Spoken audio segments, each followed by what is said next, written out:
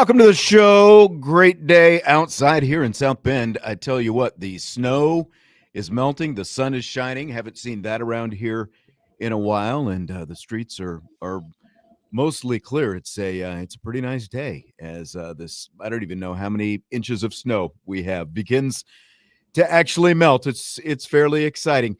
Jesse, just back from a whirlwind trip to Myrtle Beach. Was the snow melted by the time you landed in Myrtle Beach? Yeah, all the snow was melted. Played all of our golf courses, no issues. So it's a little frustrating because the temperatures that we have today, like you were talking about, it's like almost 50 degrees and sunny here. Is like that's what it basically was in Myrtle Beach all weekend. So it was like we left to go get out of it, and then we get back, and of course it's probably going to be like in the 50s and 60s today. And of course in Myrtle Beach it was like almost 70 the day that we left. So yes. pretty frustrating, but it was just nice to be outside. Like I said, we golfed a lot, and then drove back home last night. Nice, very nice.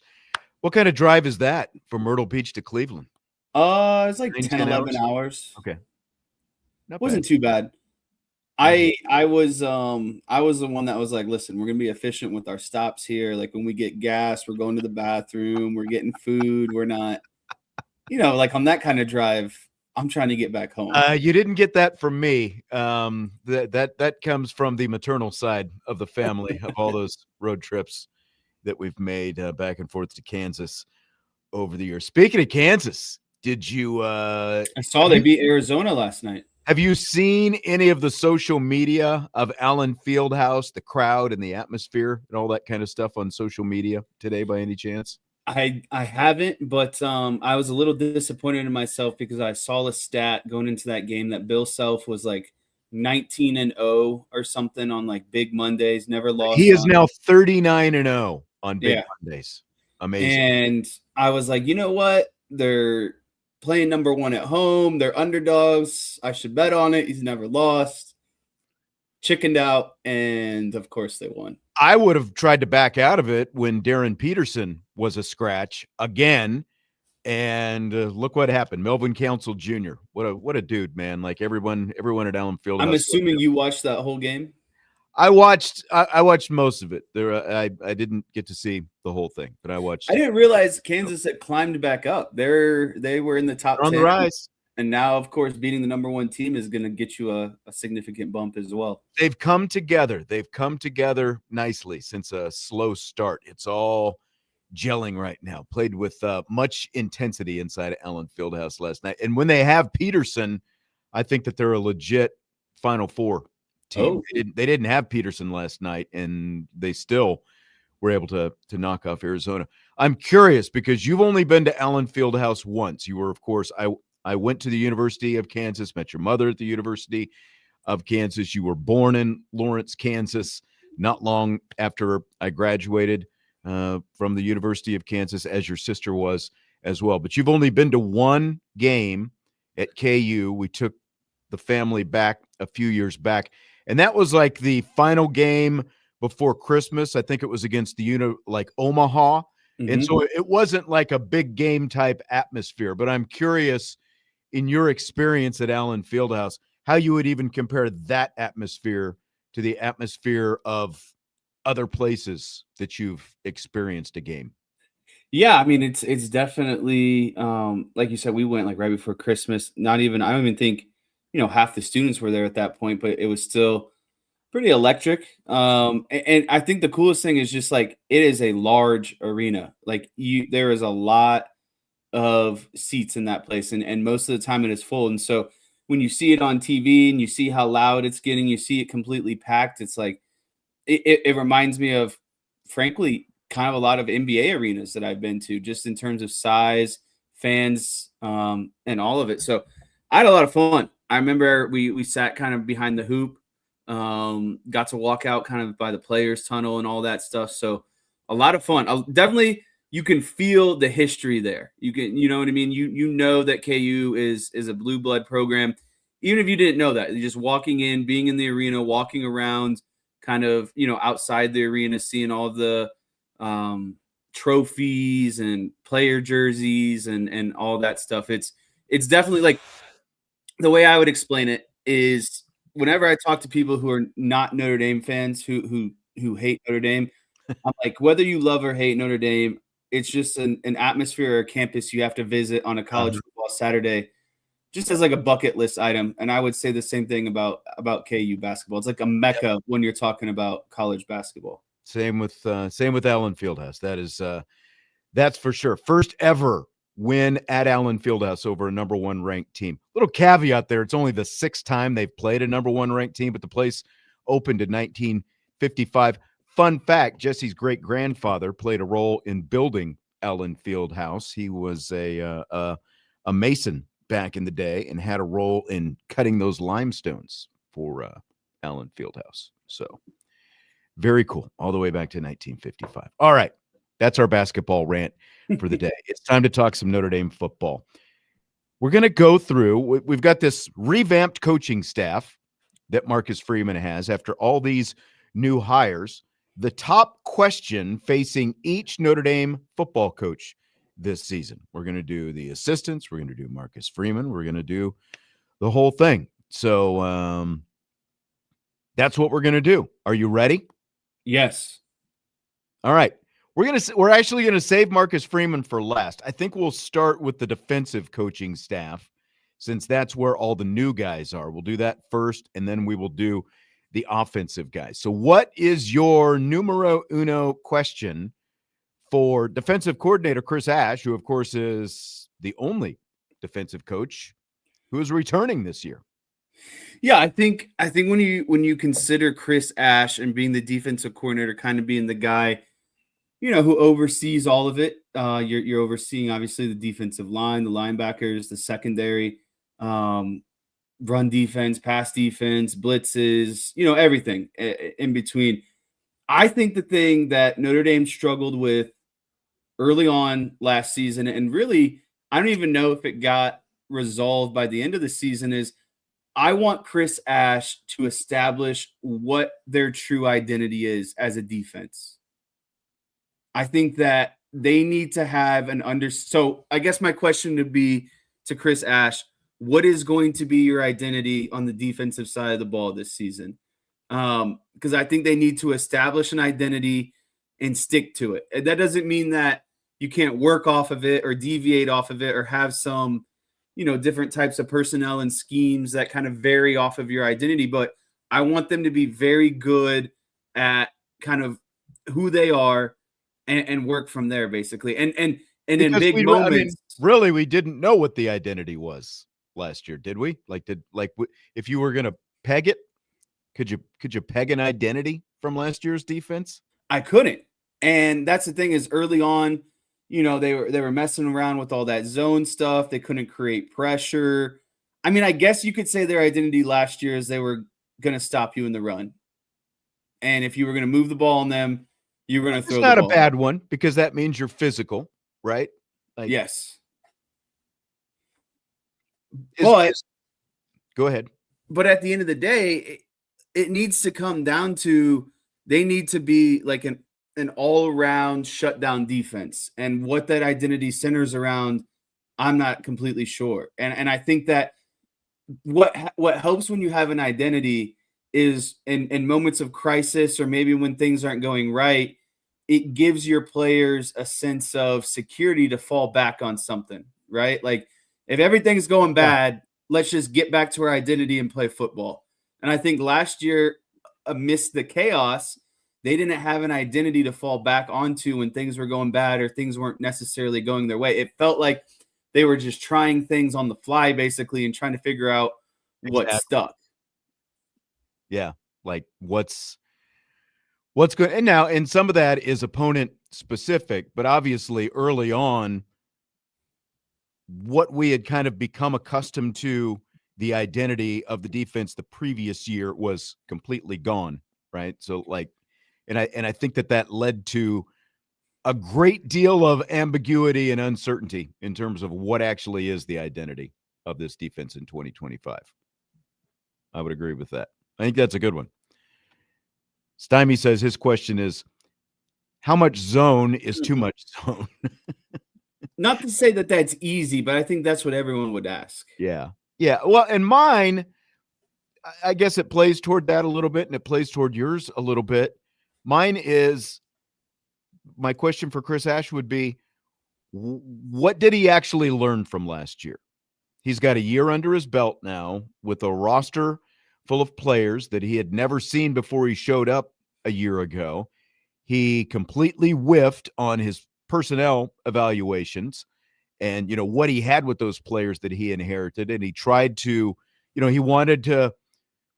he tried to do what he wanted to do defensively rather than what the personnel that he had was good at. Now, they ended up with the number 6 FEI defense in the nation by the end of the season. But those first 2.5 games, we all know what a sweltering hole that was, So, like, he also inherited his entire defensive staff last year, but now he and Freeman have made 3 new hires with these guys. Are they going to be able to challenge Ash if things get tough again? Because, there was definitely a challenge from the head coach, but I think a couple of the other assistants had a lot to do with that as well in terms of getting things turned around, So he has to acknowledge that those defensive struggles at the start of last season didn't just happen to him.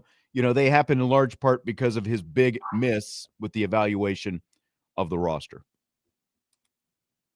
Yeah, I agree. And I think it takes a lot of self-reflection of, hey, where's the happy middle in this whole thing? There's obviously reasons why Chris Ash was brought in.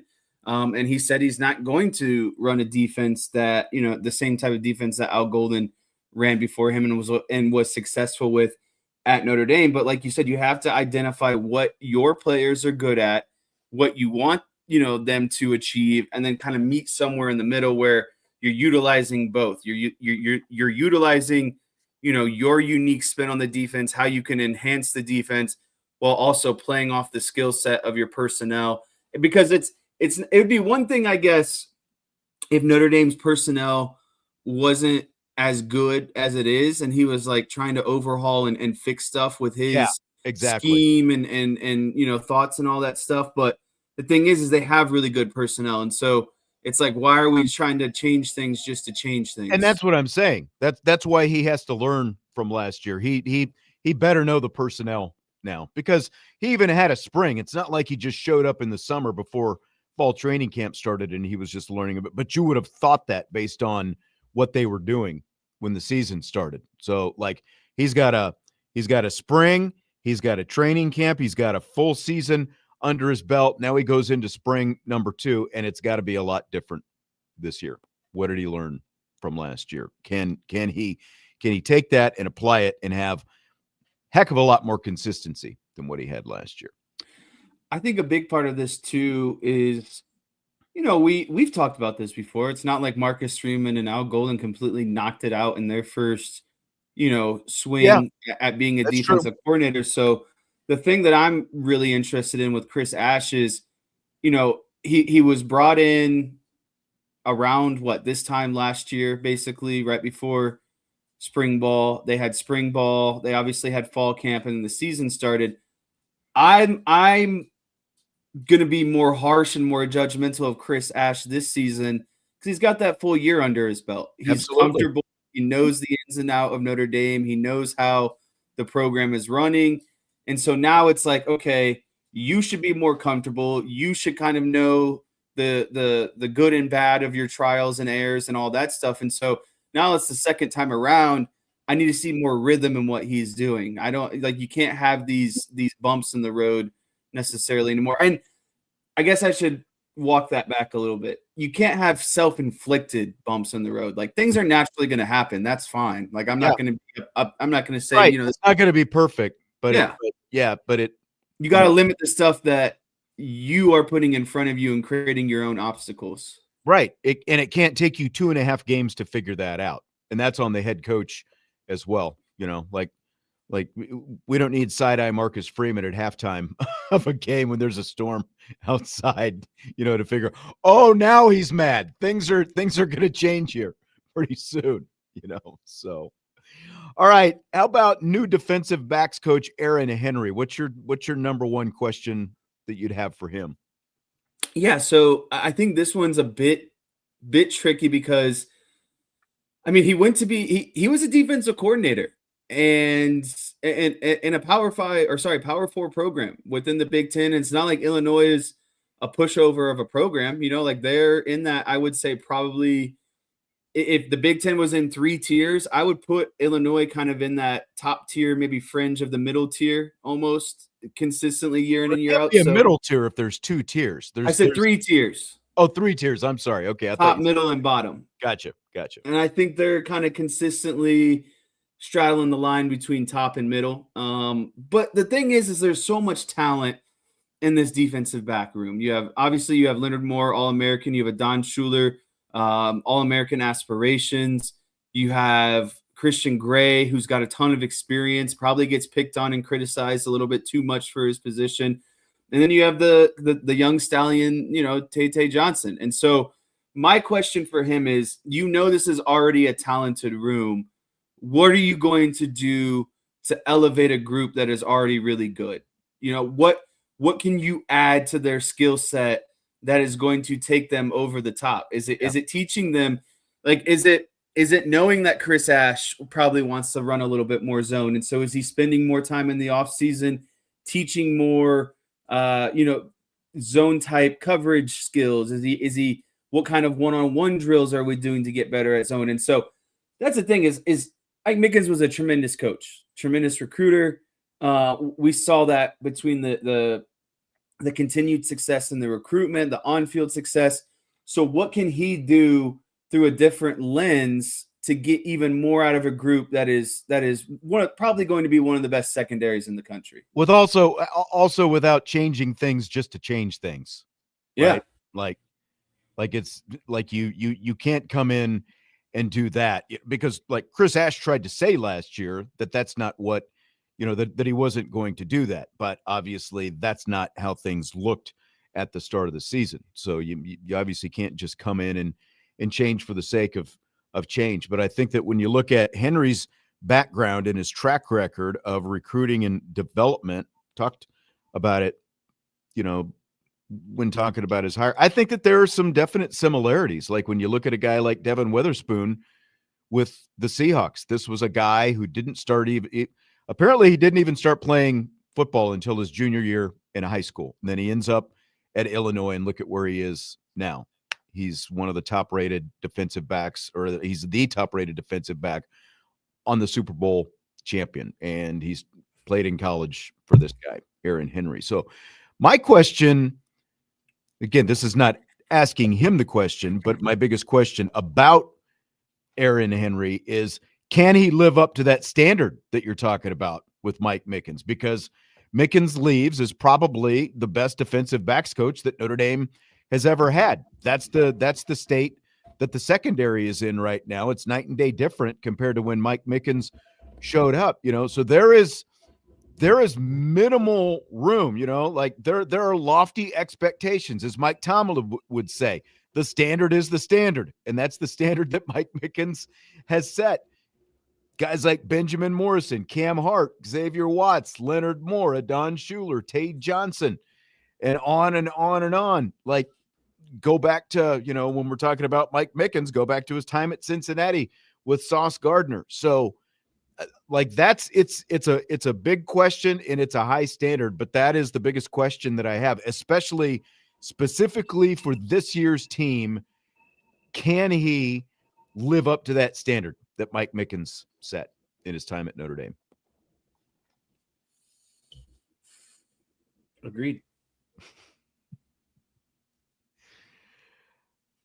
How about another new guy, defensive line coach? We're doing one question for each Notre Dame football coach, each coach on the Notre Dame football staff. Well, we're talking about the full-time guys, obviously. We're not going to the analysts.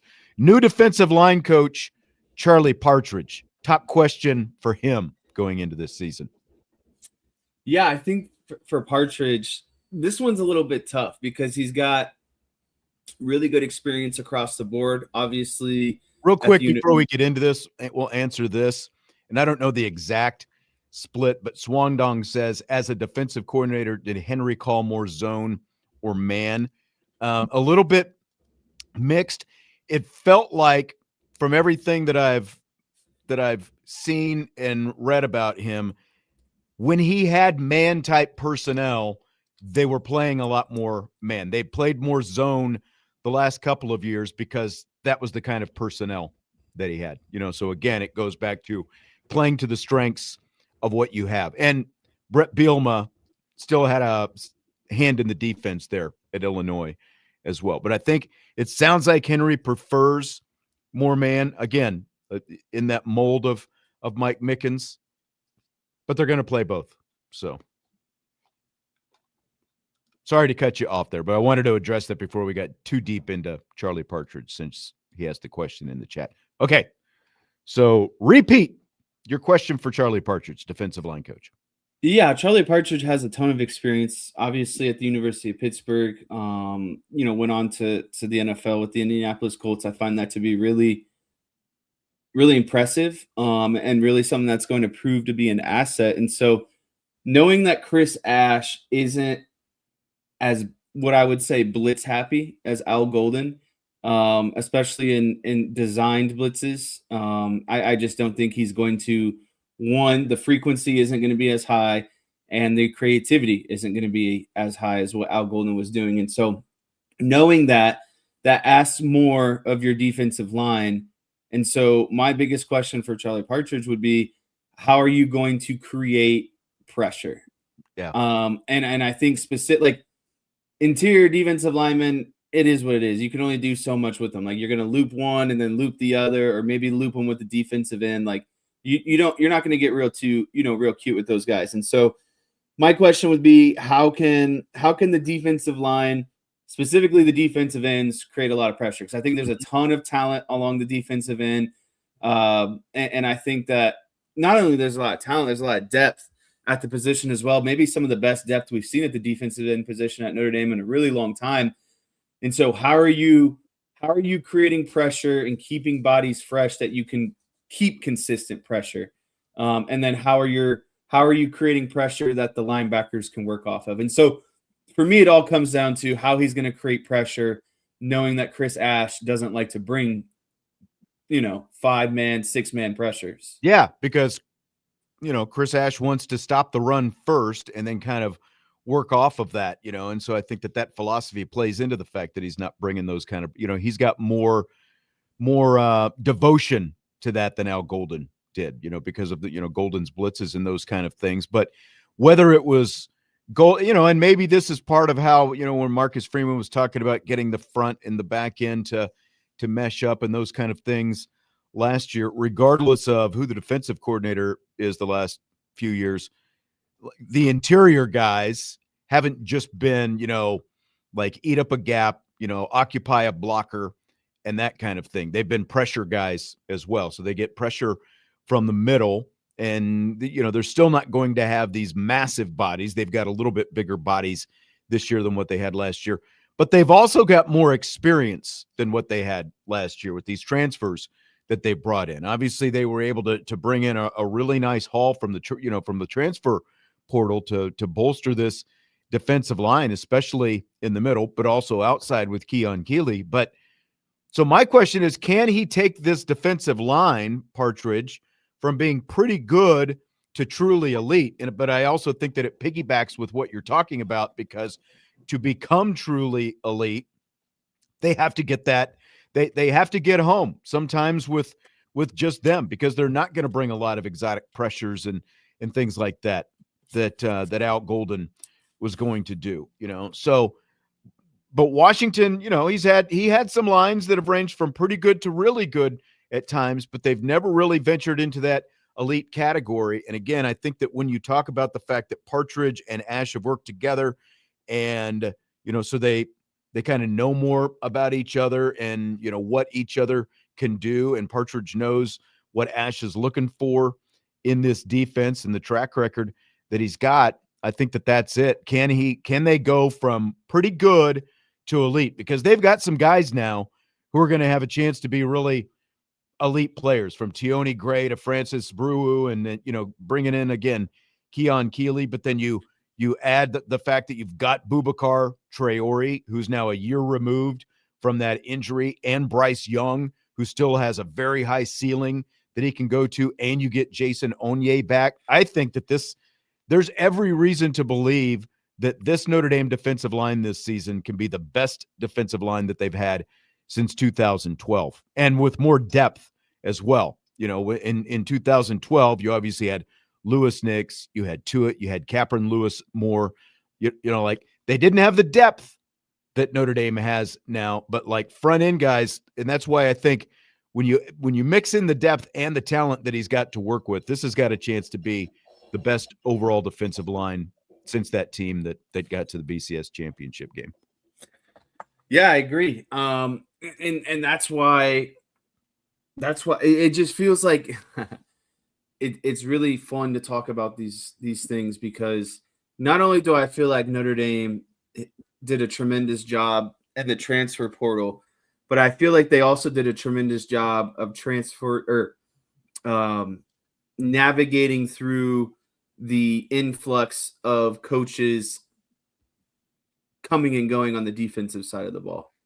Like they didn't just go out there and get like some, random guys or promote some guys from within. Like they hit it out of the park on the new defensive line coach, the new secondary coach, and now the new linebackers coach. And I know that can maybe be daunting on the flip side of things, because you have all these new coaches in a year that is what we would all as fans would recognize as probably the best year to have a legit chance of not making it to the national championship, but actually winning the national championship. And so it feels like all these things are kind of coming together naturally with just a lot of talent on the recruiting side, talent in the transfer portal, and then now talent within, your coaching hires. DJ sticking with the everybody hates Marty Biaggi line. He says, my question would be, why didn't you bring Brian Mason with you from the Colts? I mean, again, we're going to talk about Marty Biaggi here in a minute, but he had the number 31 FEI special teams units in the nation the last 2 years. And if now granted, is there room for improvement? Yeah, because of the kicking game. But if the kicking game is just a little bit better, they're probably a top 15 unit.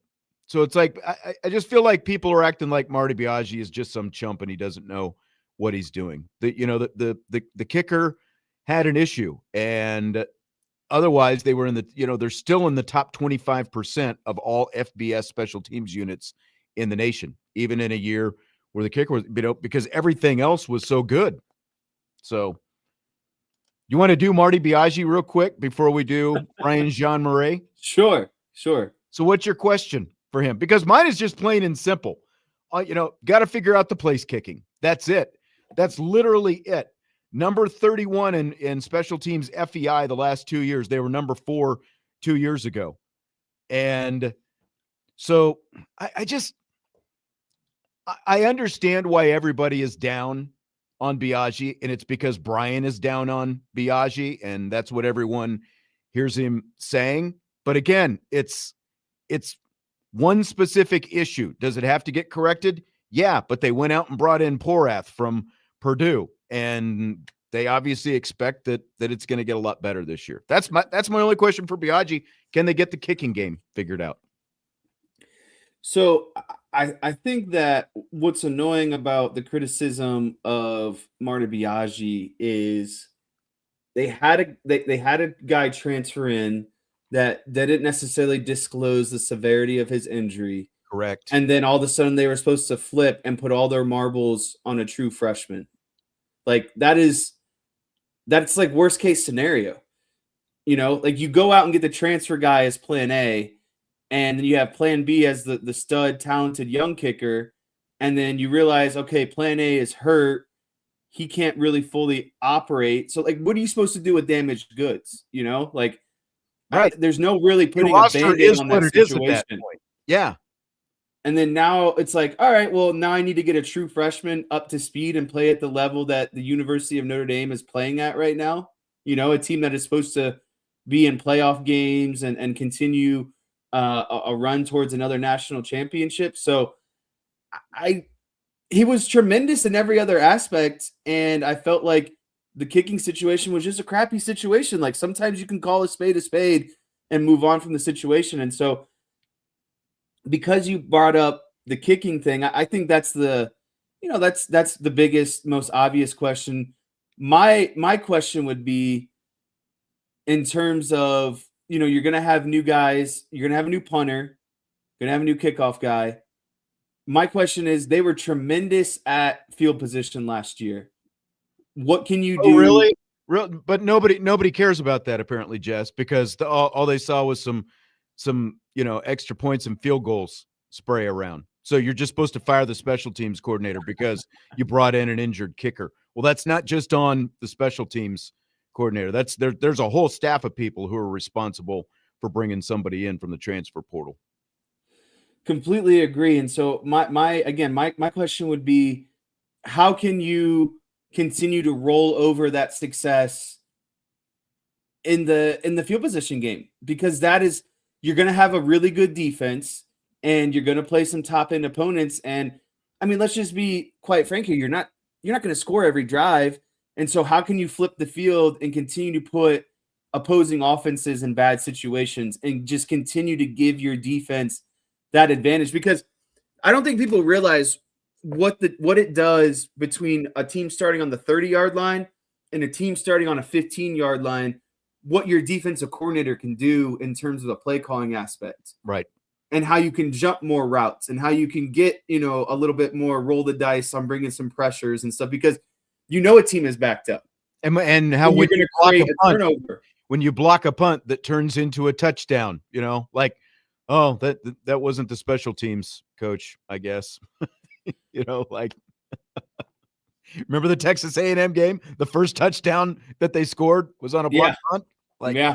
yes.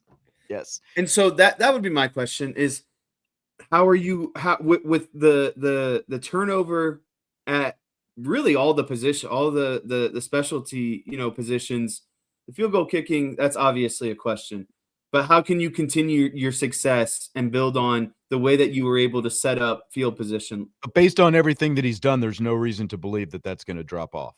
So, Right. like I said, the only question that I have is, can they fix the kicking? And I think that this past year was an aberration more than anything. We'll take a timeout. When we come back, we'll finish up Brian Jean-Marie, the linebackers coach, and we'll get through the offensive staff and head coach Marcus Freeman as well. One question for every coach on the Notre Dame football staff will continue. Budweiser's Weekday Sports Beat with IrishBreakdown.com.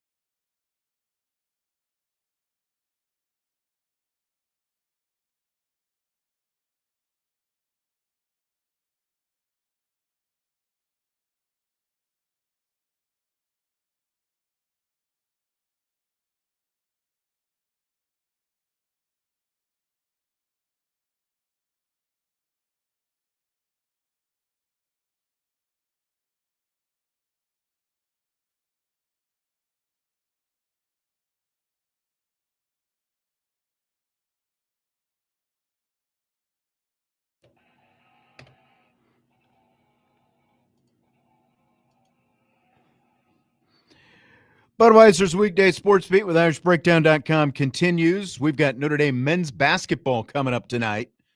Irish at SMU, first trip to Dallas in 36 years. So we've got that coming up. So we've got a little bit of a short show. We'll have rapid fire coming up in a little bit. Let's get through the rest of this coaching staff, Jesse. We've got a bit of a long way to go and a short time to get there at this point. New linebackers coach Brian Jean-Marie. Your top question for him or about him or whatever, however you want to word it, would be what? Yeah, I did a little bit of research on Brian. I'm not going to try to pronounce his last name. Has, an impressive pronunciation in there for you. Yeah, that just slows me up even more. Has had a really impressive background. Georgia Tech, Louisville, Texas, Michigan, Tennessee, Michigan again. Top 10 defenses, top 5 rush defenses. He's been the run game coordinator, going to be a similar position at Notre Dame. I think the most intriguing thing I read about him, he's got over 10 guys drafted into the NFL as linebackers. There's a ton of linebacker talent on this roster. Headlined by Drake Bowen. You're going to get KVA again at some point.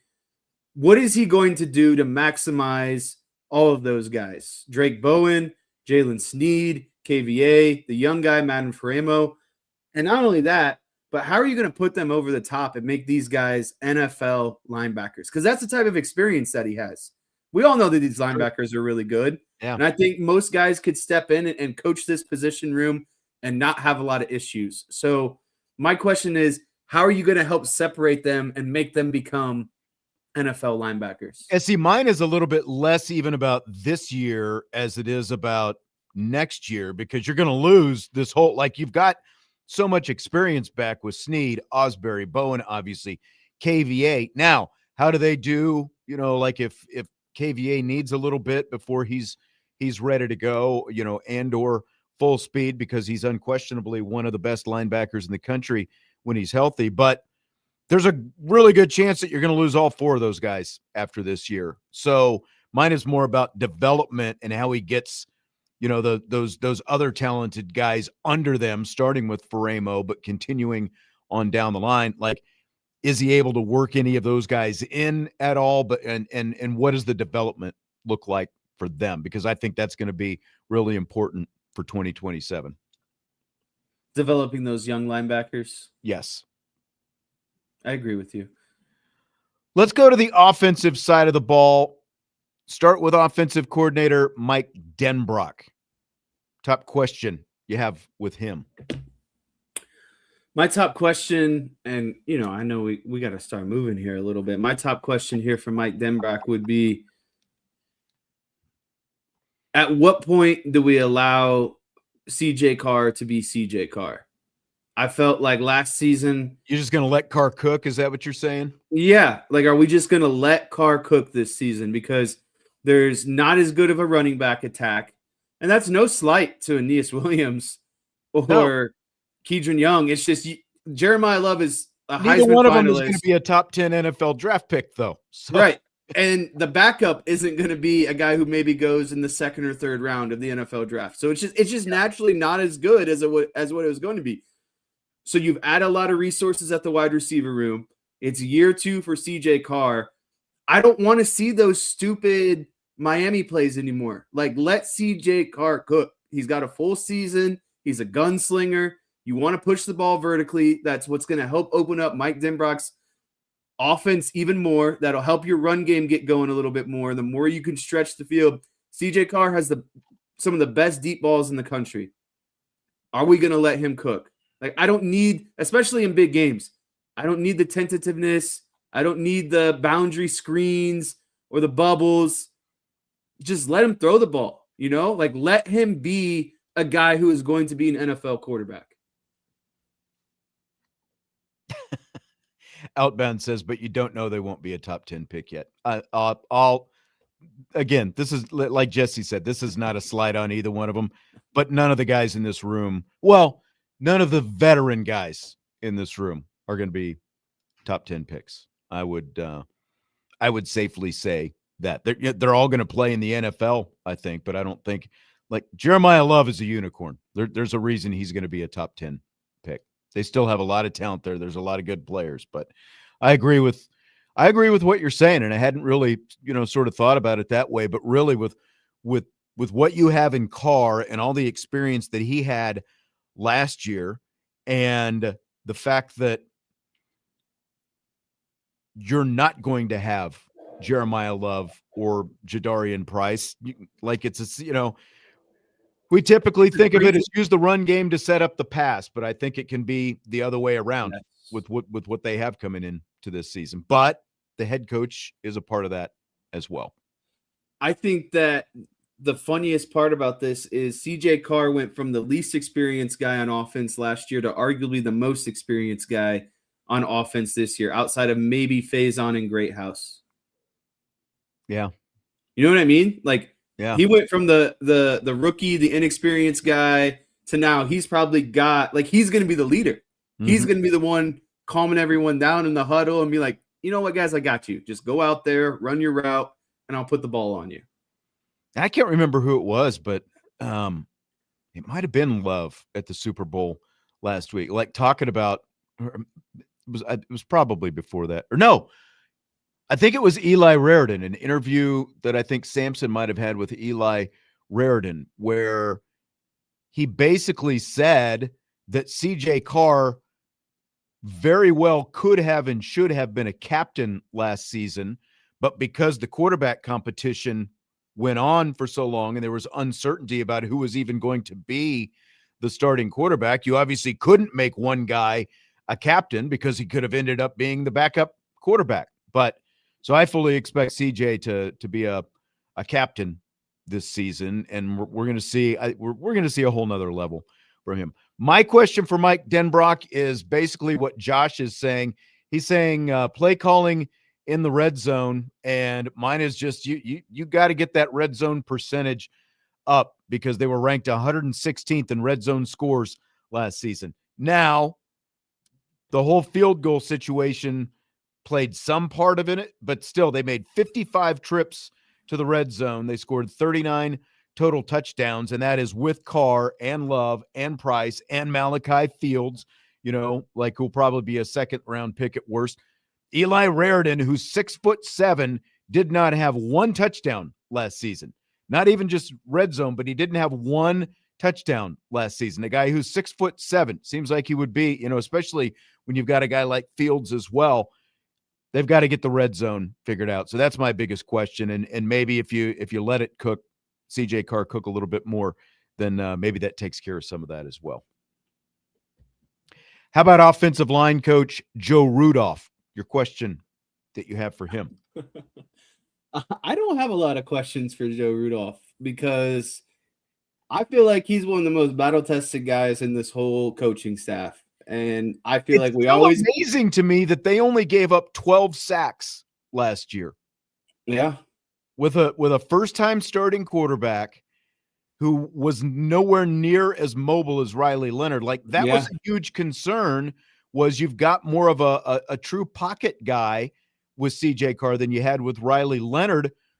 Are they going to be able to protect him? What kind of sack? They only gave up one sack per game last season. That is nuts when you sit back and think about it. But everyone just wants to question Joe Rudolph and all the decisions that he makes, even though the results are tremendous and guys get hurt and he plug and plays and he continues to recruit at a high clip. Like, I don't know. I think my biggest question would be, and I know someone in the chat is going to say, when are we going to move Anthony Knapp out of left tackle? When are we going to make Knapp a guard? Just that's not going to happen. My biggest question would be, what kind of impact is finally having a healthy Charles Jagasaw going to have on the rest of the entire offensive line? Right, and that's my question is essentially, can Joe Rudolph take this offensive line from good to great? And especially if there is no Charles Jagasaw in the lineup, because I think with him, they automatically elevate, considerably. Without him, look, we had high expectations last year Were they as good as we thought they were going to be? No, especially against the two best teams on the schedule. But again, they only allowed 12 sacks, which is really good. And they had the number 17 rushing offense in the nation, also really good. But again, obviously, who's running the ball plays into it. I get it. But that's my biggest question for Rudolph is just simply, can he elevate this offensive line another notch? Can they go from good to great, especially if there's no Jagasaw in the lineup? Stymie says, how does it hurt your unit when facing a non-blitzing zone coverage defense every day in practice? With Stymie, you never know exactly how sarcastic he is being. I feel like there might be a little bit of it in there, but it is actually a complete non-factor because by the time the season starts, you're not facing your first team defense on the other side. You're facing a scout team defense running the team that you are going to play's defense. Like, you're not playing your defense with their defensive tendencies. You're facing a scout team that's got the team that you're going to play's tendencies. So, non-factor. Any disagreement there? No disagreement. What about wide receiver coach Mike Brown? Your question for him. Yeah, Mike Brown. I think I honestly have been really impressed of what they've done recruiting wise and also in the transfer portal, addressing needs at the wide receiver position. I think we continue to see development in skills, better route running, better understanding of the route tree, just kind of all of it across the board. And maybe this is beating a dead horse, but what is Mike Brown going to do to create a wide receiver that separates itself from the rest of the group? Like, that doesn't mean that you need one stud and the rest are duds, but I just need some sort of separation where. No, I get you. Third and 7, we're throwing to this guy because we know we can. He's going to catch the ball, right. He's automatic basically. Like, right. And I know this is an exaggeration, but like, who's the Jamar Chase? Who's the CD Lamb? Who's the Calvin Johnson of this offense? Where you need a big play. They've separated themselves and have become that guy. So yours is different, but a little bit like similar, because I think what I'm going to say kind of helps get you to what you're talking about. Is Mike Brown truly a developmental coach? I think that is my biggest question that I have about him right now. And I'm not saying there has been no development, but what I'm saying is they go to the transfer portal last year and they bring in Malachi Fields and Will Pauling, who each had played 4 years at their previous school. So they had largely been developed by the time they got here, and they were both very productive. Now Jordan Faison, it's taken him some time. Injuries have played a part of it, but we saw development from him last season. But when you look at this group that they've got right now, they bring in Quincy Porter and Mylan Graham from Ohio State, both really talented guys, but again, like completely opposite of bringing in Fields and Pauling, who had already been developed. Like, these guys, very talented, but they need to develop because they don't have the experience. And with the exception of Faison and Greathouse to an extent, like, there's still a lot, like, it's very raw talent in that wide receiver room. And they have got to be developed because they're going to need at least 3 guys this year to have career years this year. Like, that are, like, someone's going to have to infinitely increase their production. At least 3 guys are going to have to do that. And that's the biggest question that I have. I think you need 2 guys 750 yards and up. Okay. I don't need a one. This offense doesn't need to be a one-trick pony at the wide receiver position. I don't need a guy that gets 1,200 yards and 12 touchdowns. Like, that would be great. Don't get me wrong, but I just don't feel like that's the way Notre Dame operates at the wide receiver position. And so, rather than having one guy that's got all the stats, I kind of want to see that throwback to Mike Denbrock and the Jaden Daniels Heisman season where he's got 2,000-yard receivers. I'm not going to go that extreme, but can we get 2 guys close to and maybe above 750 yards and a few touchdowns each? Real quick, Stymie's question, because we got to keep this moving. Which is more important, separation or running clean routes and establishing timing with Carr? In Mike Denbrock's offense, just schematically, I think it's running clean routes and establishing timing with CJ Carr. That'd be my answer as well. Yes. Because His offense Carr is isn't so really, accurate and has such great anticipation. I think yeah. that's the biggest thing. He doesn't need guys that separate so he can throw the ball over the top. He can put the ball in any spot. All right. What about running back coach Jaywan Sider? Yeah, for Jaywan Sider, I think this one is relatively easy. You go from, the best running back room in the country to now a really talented but not proven running back room in the country. And so I just want to see what the philosophy is now. What is your philosophy now that Love and Price are gone? Are you sticking to a 2-man rotation? Do we see a 3-man rotation? Maybe we see a 4-man rotation. Yeah. I want to see what the development looks like and how we are rotating bodies in at the running back position. Will there be more situational stuff like we saw under McCullough, considering the fact that you don't have that guy who's got to stay on the field 80% of the time? Right. Yep. Gino Guidugli, for me, again, like this is about development for me. I don't think that we're necessarily going to see the fruits of Gino Guidugli this year. I mean, we will to an extent because I think we are going to see, CJ Carr playing at another level. But biggest thing for him, I think, is just about development as it pertains to 2027. That's because you've got a completely inexperienced. So can you have a guy ready to go if you need him at any point this season?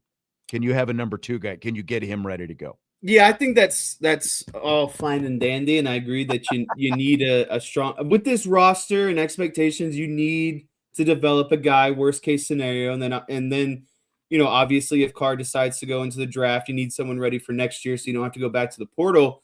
But I think that I'm all in on this being CJ Carr year, and okay, if I'm gonna sit up here and say he needs to cook and we need to let him cook, and he's got the best odds to win the Heisman and all that good stuff. My question for Gino Guidugli will be, how can you separate or put CJ Carr over the top into an NFL quarterback? How can you push him up the ladder to make him be maybe a number 1 draft pick at the end of the day? What are you doing to take, because we all know CJ Carr is good. He's got all the raw intangibles. He's got all the talent. He's a student of the game. He's a leader, everything you want in a quarterback. But what is Gino Guidugli doing to make him that first overall pick, to give him the traits and tools that NFL quarterbacks need? That would be my question for him. That's a good one. I like it. All right. Finally, the head coach, Marcus Freeman. Your top question for him going into this season. Yeah. I think Marcus Freeman is really stubborn at the end of the day. And I think that's really good for him. It can also be really bad for him, like we saw with the defensive situation the first couple games last year. And now, this year it's about leave no doubt. My question for Marcus Freeman is, when things are going bad, because inevitably something's going to go bad. Maybe it's a bad quarter. Maybe it's a bad half. Maybe it's a bad game. Rather than sticking with it, when are we going to see Marcus Freeman make the executive decision and say, you know what, I'm the head coach and we're changing this right now? See, this is kind of along the lines of what I'm thinking. My thing with Freeman is, can he stop the crisis before the crisis happens? Yeah, basically the same thing. Yeah. Like, don't let it bleed out. Like, right. Put the what is it, the tourniquet kit on, cinch that thing off, and let's go on to plan B, because clearly plan A isn't working right now. Right. I mean, like he's been great in responses to the crises, whether it's after the crisis occurs, though. Right. Yeah, exactly. And I think we're thinking along the same lines. Can you actually make the adjustment before it gets to crisis levels? Yes. Like with how bad the defense was last year and the way things were spiraling, and again, it was getting into crisis. It was in crisis mode. And if it had gone any farther, they could have very well ended up being, a 3-4 loss team. And they were able to finally cut it off and change it. But it got to crisis levels first. Losing to Northern Illinois, it got to crisis levels first. Things worked out afterwards. But can you be more proactive and not reactive and cut it off before the bad stuff happens? Yeah, no, I understand he's not. It's not like this is a guy that's got years of head coaching experience. And He's that's still part of it. learning. Like all these things he's experiencing for the first time. He's at a high position. He's at Yeah, the University of Notre very high Dame on profile. top of it, and so Yep. it's like I get it. The pressure has to be crazy, but I think Marcus Freeman is in a position where he doesn't need to doubt himself anymore. If he senses something needs to change, then make the change. Don't let the crisis happen and then make the change. Right. Exactly. All right, so we got them all in before it was all said and done. We're a little bit behind now. We've got short rapid fire coming up. Good stuff, though. One question for each of Notre Dame's coaches heading into the 2026 season. We'll take a timeout. This is going to be a fairly short timeout. When we come back, rapid fire in hour number 2 before Notre Dame basketball pregame starts at 6:30. Budweiser's Weekday Sports Beat with IrishBreakdown.com.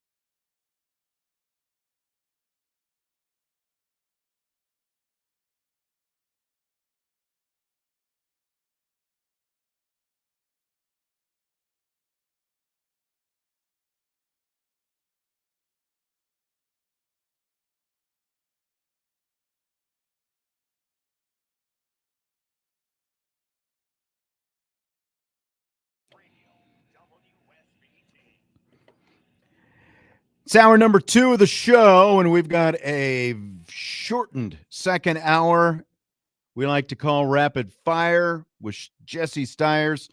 I'm Sean Stiers. Jesse, we're not going to waste any time. We're going to roll right into it.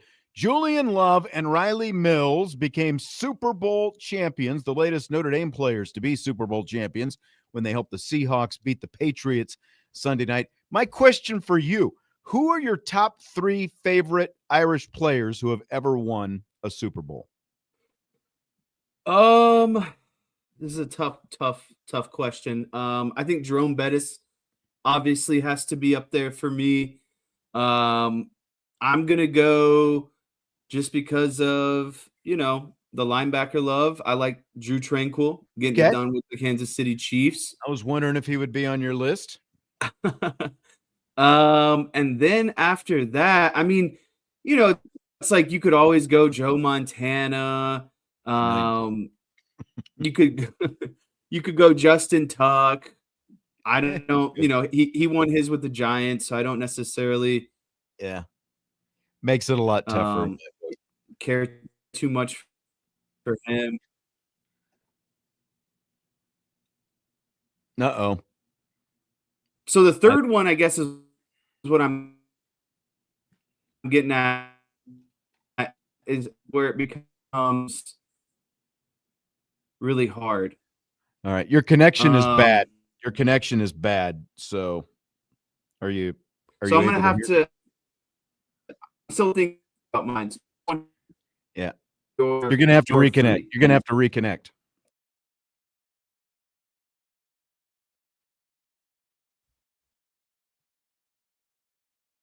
All right, so I'm going to go ahead and do mine since Jesse is having a connection issue right now. So, again, we're doing top 3 favorite Notre Dame players who have ever won a Super Bowl. And I'm going to start with Golden Tate. Now, these aren't necessarily in any tattoo, just throwing salt on the wounds with Brandon Aubrey. Ouch. And bitten by the party animal, says, I think he was saying Zach Martin, but not sure if that's accurate.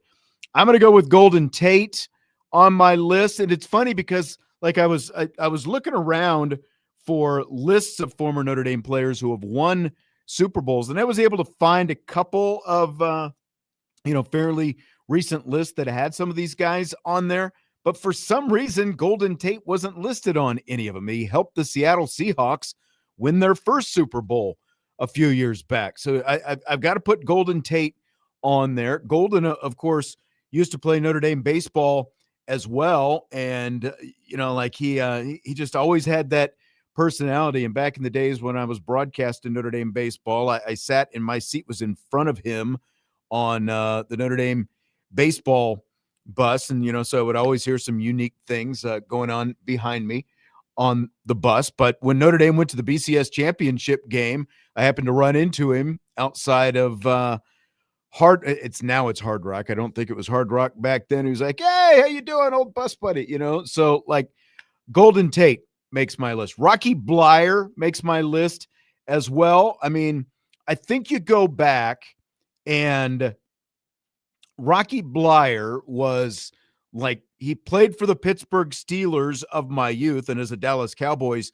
fan, he beat the Cowboys in the Super Bowl twice. But when you look at the fact that, similar to Roger Staubach, Rocky Bleier obviously served in the military and, served over in Vietnam and was actually, wounded in Vietnam. And he was able to come back from that, join the Pittsburgh Steelers, win multiple Super Bowls. So I think that that Rocky Bleier has to be there on my list as well. And like you, Jesse, I took Jerome Bettis as well. Like, how can you not take the bus? Again, even though he was a Pittsburgh Steeler, I can't hold that against him. Like one of the, arguably the best big back in NFL history.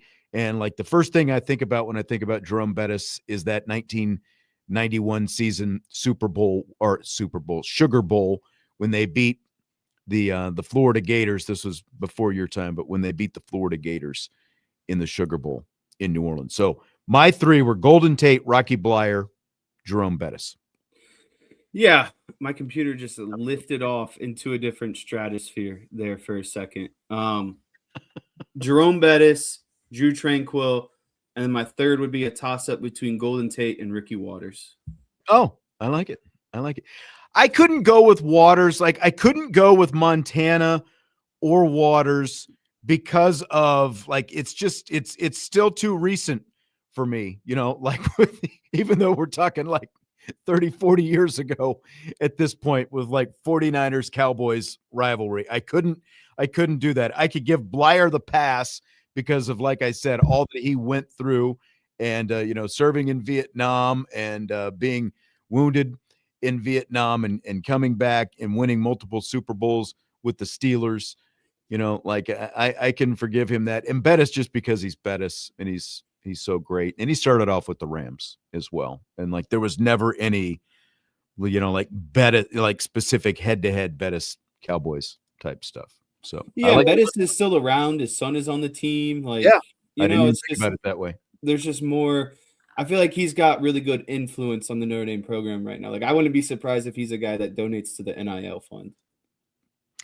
The overwhelming sentiment from the Super Bowl the other night was how boring it was. So my question is, would you rather have a close but boring game like Sunday night or a blowout game like we had last year when the Eagles pounded the Chiefs? Maybe I'm in the minority. I'm always going to go the close, kind of slower defensive matchups. The Super Bowl really reminded me of that Panthers and Broncos Super Bowl about 10 years ago that Manning won, that a lot of people just seem to moan and groan about. Like, there's nothing wrong with good defensive football in the Super Bowl. We are talking about the Super Bowl here, and we knew that the Seahawks and the Patriots had really good defenses. I just think obviously the biggest letdown is that the Patriots couldn't figure out anything offensively. Drake May obviously looks lost, but a game like last year, especially when the Eagles are just blowing someone out, like that is 2 times as boring to me. Like, I don't want to see a blowout. At least in a defensive struggle, the game is still close, and one score could really start to swing things. Yeah, like it's still good defensive football on both sides of the ball. Now, like I would rather see a shootout. That's where the excitement is with the offense. But like it's competitive. Like, for as boring as everyone was saying that game was, there was still a glimmer of hope for the Patriots in the fourth quarter to come back. Like if they get a touchdown, it's exactly, they're right back in it. Exactly. But instead, you get a pick six going in one direction and Julian Love's interception, and that's not the way it turned out. Like, skip the blowout every time. I don't care how boring you say it is. At least give me a close game that's competitive going into the fourth quarter. Fill in the blank. This one's just for you. Someone asked about this yesterday. DeMarcus Lawrence winning a Super Bowl with Seattle in his first season after 11 years with the Cowboys is blank. It's poetic justice at the end of the day, and especially because you got Dez Bryant chirping him that he's never going to win a Super Bowl in Seattle. So why is he leaving Dallas? And then in year one, he turns around and he goes ahead and he wins a Super Bowl. So, it just seems like those things continue to happen to the Cowboys, and you can't get mad at a player who leaves and unlocks and becomes a better player, and I think that it continues to shine a light on the issues that the Cowboys have had the last 2 decades. You mean 3 decades? Because I don't necessarily and maybe this is the fan in me, the optimist in me, but I really feel like we're starting to turn the corner on some of those stubborn issues that have been going on the last 2 decades is what I'm getting at. I think that these players were stuck in a vicious cycle and not reaching their best maximum potential. And then it's no surprise as soon as they get out, they go on and do bigger and better things. But I genuinely think with, and I don't want to get too deep into this because I know not a lot of people care, but I think Brian Schottenheimer is doing a good job of changing the culture. And if you looked at who they hired as their defensive coordinator, you can't tell me Jerry Jones had any input on that decision. That's a good call. Maybe he's actually relinquishing some of that. I actually heard an interview with Aikman. He was with Russillo yesterday, and he made some references to, the guy who was actually calling the shots and making personnel decisions back in the early days when Aikman won his Super Bowl. And he says, if you look at the last 3 decades, it hasn't been the same. With Lawrence specifically, I always liked him. He was just a good, solid player, wasn't a flashy player, but very productive, and I texted, very, very consistent, very productive. I texted you during the Super Bowl. What if Dallas had just traded Micah Parsons sooner and re-signed Marcus Lawrence instead of, letting him walk and then ultimately trading Micah Parsons? I don't know if it would have worked out, because of money and all that kind of stuff. But, when Lawrence left last year, he was throwing some shade back at Micah Parsons and calling Parsons out for his attitude and, all this different stuff as well. And, of course, like you're a Cowboys fan, so you side with the young, talented guy who's still with your team. But then, look at what's some reflection now. Yeah. Now, like, they're both gone, and you look at it like, okay, who's the guy who's gone about his business like a total pro for 12 years?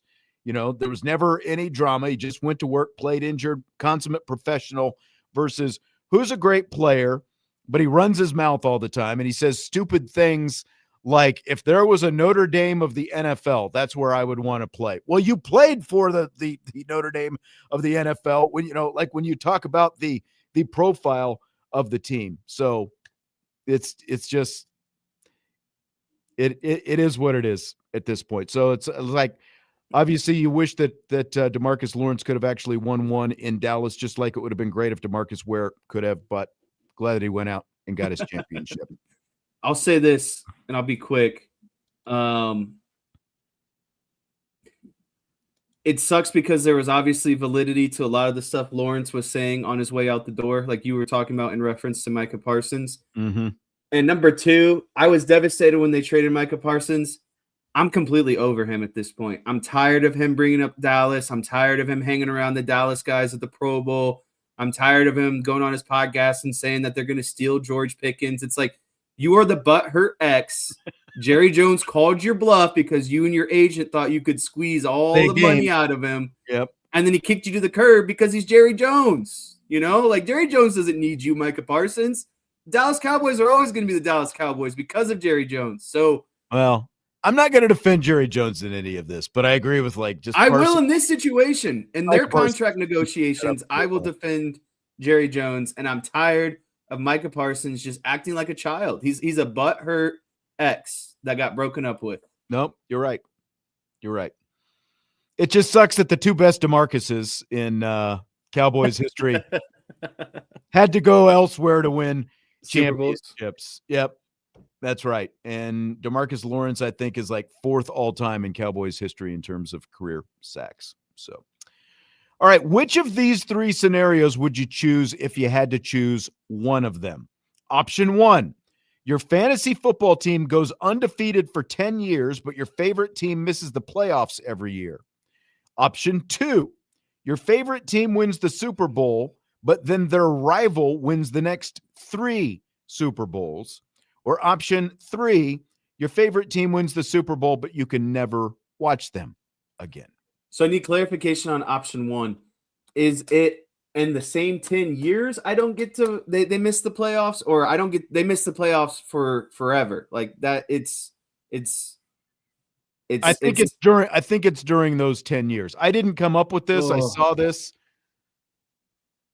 I'm definitely not going option 2. I couldn't see the Eagles win 3 straight Super Bowls. I just couldn't do that. Okay.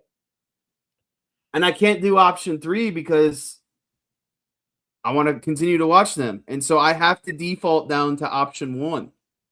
Really? You would take your fantasy football team going undefeated, but your team is never making the playoffs in that stretch? Yeah, I mean, you're going to go 10 years of your life with no playoff appearances. Yeah, I'm $5,000 richer in that Have year you talked as well. to yeah. Are you really going to make that much money off your fantasy football team? If you go undefeated, that means you're not losing and you win the championship every year. Man, I can't do it. I would take the title and then watch my rival win the next 3. Fantasy football does not mean enough to me, even if you're winning. You could watch the 49ers or the Eagles win 3 straight. Yes, but we've gone 30 years without a championship. And like if you applied this to Notre Dame, because you could apply this to college as well. This doesn't just have to be NFL. Like if you could apply it to whatever level, like you've got to have a championship at some point. And so if it's option one, my fantasy team goes undefeated for 10 years, but my team misses the playoffs. They're not even in the playoffs. They have no chance to win a championship. Option three, your favorite team wins the Super Bowl, but you can never watch them again. What fun is that? Like, okay, great. They've got a title. Now I can never watch them again for the rest of my life. I've got to take option two because I've got the championship. And so even if that means, the Eagles or the Giants or whoever, and again, like apply this to college, Michigan and USC, whatever, like I'll get over that at some point. At least I've got the championship. So I've got to go with option two. Robin. Would you ever do option three and listen to the games on the radio? That's actually not bad. That is a nice little loophole. Like you can still listen to them on the radio for the rest of your life. Yeah. Because it just says you can't watch them. You can't watch them. Maybe that would be better. Good call. Less aggravation that way. If someone offered you $10,000 cash or 2 Super Bowl tickets, including airfare and lodging for the Super Bowl, which are you going to take? This is an easy question. This is easier than last one. I'll take that $10,000 cash because I quite frankly do not care about the Super Bowl unless the Cowboys are playing in the Super Bowl. Like, I want to be home. I want to be in the comfort of my own house. I want to be able to cook my own food, go to the bathroom when I want. Like, I'm all for big games, but I'm not a person who goes to just sporting events unless my team is involved, really. Like, I'm not just going, to a big sporting event just to go. Like I've thought about this as well.